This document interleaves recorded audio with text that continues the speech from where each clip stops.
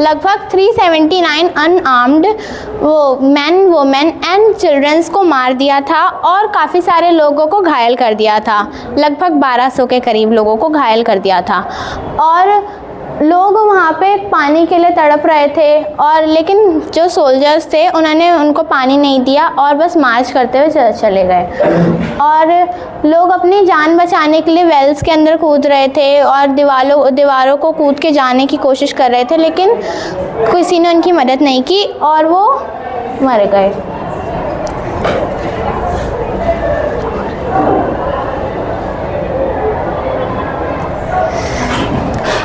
तो role of General Dyer in the massacre.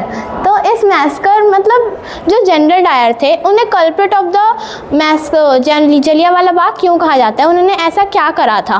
तो जो जनरल डायर थे उन्होंने इस मतलब मैस्कर को उन्होंने ही लीड करा था और उन्हीं के अंडर ये काम हुआ था, और उन्होंने ओपन फायरिंग के लिए बोला था क्योंकि मार्शल लॉ इम्पोज हो गया था। जो मार्शल लॉ था, मार्शल लॉ बेसिकली था क्या?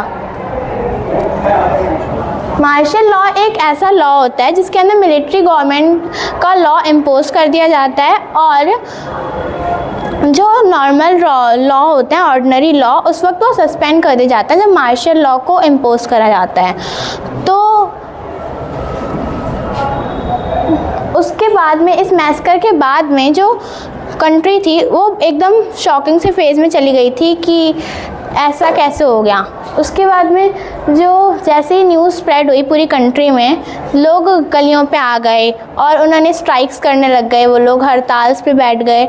और उसके बाद में लोगों के ब्रिटिश ऑफिसर्स के बीच में और जो नॉर्मल वहाँ के लोकल सिविलियंस थे उन लोगों के बीच में क्लैशेस होने लग गए। और संग में जो सत्याग्रही थे उन लोगों को, जो वो थे ऑफिसर्स, ब्रिटिश ऑफिसर्स, तो उन्हें टॉर्चर करते थे और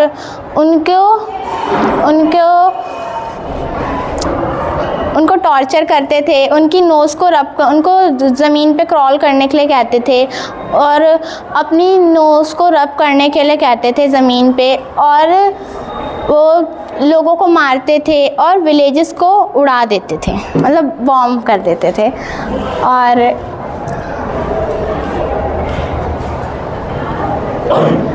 उसके कुछ टाइम बाद में जो महात्मा गांधी है उन्होंने नॉन कोऑपरेशन मूवमेंट को लगा दिया और मतलब उसको स्टार्ट करवा दिया। और उसके बाद में फिर कुछ टाइम बाद में उधम सिंह, मतलब इसका रिवेंज तो किसी को लेना ही था, तो जो कल्प्रिट ऑफ द मैस्कर थे यानी कि जनरल डायर, उनमें मतलब लंदन में 23 जुलाई 1927 को उधम सिंह एक कॉन्फ्रेंस मीटिंग में गए और वहाँ पे जनरल डायर को उन्होंने शूट कर दिया और वहाँ से इंडिया ने इसका रिवेंज ले लिया।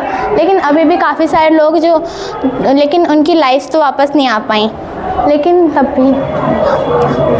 और आज भी वहाँ पे ये सारे प्रूफ्स देंगे जिससे ये दिखता है कि वहाँ पे जलियांवाला बाग में क्या क्या हुआ था।